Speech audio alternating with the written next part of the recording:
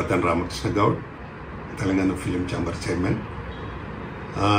నిన్న మొన్న నుంచి పర్సంటేజ్ విధానం కోసం జూన్ 1 నుండి థియేటర్స్ బంద్ చేస్తామని ఎగ్జిబిటర్స్ అనౌన్స్ చేయడం జరిగింది. 100% వాళ్ళకు వాస్తవం. వాళ్ళకు పర్సంటేజ్ విధానంలోనే సినిమాలకు కానీ, ప్రొడ్యూసర్స్ కానీ, ఎగ్జిబిటర్స్ కానీ మంచి న్యాయం జరుగుతుంది అనేది నా ఉద్దేశం. నేను కూడా చాలా సినిమాలు తీస్తున్నా. నేను 1992 నుంచి సినిమాలు చేస్తూ వచ్చిన 2001 వరకు మనకు అన్ని 2 రాష్ట్రాలలో పర్సెంటేజ్ విధానం ఉండింది. ఆ తర్వాత కొందరు వచ్చి దళారుల టైప్లో వచ్చి థియేటర్స్ అన్ని లీజ్ తీసుకొని రెంట్ సిస్టాన్ని అమలు చేయడం జరిగింది. దాంట్లో చాలా ప్రాబ్లమ్స్ జరిగి ఎంతోమంది నిర్మాతలు నష్టపోవడం జరిగింది. అలాగే ఎగ్జిబిటర్స్ నష్టం జరిగింది. కొందరు ఏళ్ల మీద లెక్కబెట్టే సంఖ్య మాత్రమే నిర్మాతలకు లాభాలు జరిగినాయి. కొందరికి మాత్రమే, అంటే వాళ్ళ చేతిలో థియేటర్లు పెట్టుకొని వాళ్ళ వరకు మాత్రమే ఈరోజు పబ్బం గడిపే విధంగా చేస్తూ చాలామంది నిర్మాతలకు నష్టపోయే విధంగా జరిగింది. ఇది 100% పర్సంటేజ్ విధానం రావాలి. 100% కరెక్టు.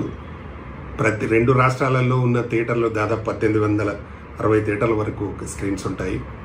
ఈ థియేటర్లన్నీ కూడా లీజ్ సిస్టంలో వస్తే అన్ని సినిమాలకు మంచి జరుగుతుంది. మీడియంగా తీసే సినిమాలకు కానీ, చిన్న సినిమాలకు కానీ, పెద్ద సినిమాలకు అన్నిటికి కూడా పర్సంటేజ్ విధానంతో అందరికీ బాగా జరుగుతుంది. ఇటు ఎగ్జిబిటర్కు, డిస్ట్రిబ్యూటర్కు, ప్రొడ్యూసర్కు అందరికీ మంచి జరిగే విధానం అది. అలా అన్నప్పుడు హీరోస్ను కూడా పర్సంటేజ్ విధానంలోనే తీసుకురావాల్సిన పరిస్థితి ఏర్పడుతుంది.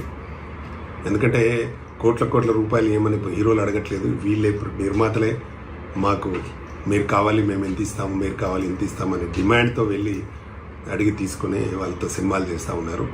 ఇక్కడికి వచ్చేసరికి ఈ రెంట్ విధానంలో అందరికీ నష్టం జరుగుతుంది. ఈ రెంట్ విధానాన్ని రూపుమాపాలి. దీనిలో ప్రభుత్వం కూడా జోక్యం తీసుకొని ఎఫ్డీసీ చైర్మన్ దిల్ రాజు గారు ముఖ్యంగా దీన్ని డెఫినెట్గా చేయాల్సిన బాధ్యత మీపై ఉంది. మీరు ఒక FDC chairman, film development corporation chairman గారు, మీరు తప్పకుండా దీన్ని బాధ్యతగా తీసుకొని చేసి అందరికీ న్యాయం జరిగే విధంగా చేయాల్సిందిగా నా విజ్ఞప్తి. పర్సంటేజ్ విధానమే ఉండాలనేది కూడా నేను మా తెలంగాణ ఫిలిం ఛాంబర్ ద్వారా నేను డిమాండ్ చేస్తూ ఉన్నాను. పర్సంటేజ్ విధానం మంచిది, ఎగ్జిబిటర్లకు కూడా మంచిది, మీడియం సినిమాలు చేసే నిర్మాతలందరికీ కూడా మంచిది, పెద్ద సినిమాలకు కూడా పర్సంటేజ్ విధానము ఏ టైప్లో ఉంటే బాగుంటుంది అనేది డిస్కస్ చేసి దాన్ని కూడా సెటిల్ చేసుకుంటే అందరికీ మంచి జరుగుతుంది. హాయ్ అండి, నేను మీ కార్తికేయ. టీఎఫ్సీసీ లైవ్ ఛానల్ని లైక్ చేయండి, షేర్ చేయండి, సబ్స్క్రైబ్ చేసుకోండి. This is Nikhil. టీఎఫ్సీసీ ఛానల్ని ఎంకరేజ్ చేయండి, లైక్ చేయండి, subscribe. Hello, this is heroine Alekhya Angel. TFCC live ఛానల్ని లైక్ చేయండి, షేర్ చేయండి, సబ్స్క్రైబ్ చేయండి. టీఎఫ్సీసీ ఛానల్ని లైక్ చేయండి, షేర్ చేయండి, సబ్స్క్రైబ్ చేయండి.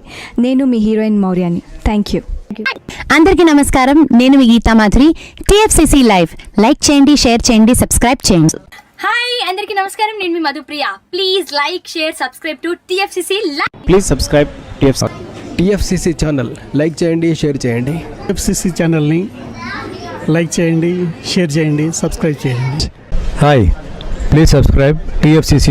Hello, this is your all Sipligunj. Please do subscribe TFCC live channel. Thank you so much. Please do subscribe to TFCC live channel and like, share and subscribe చేయండి.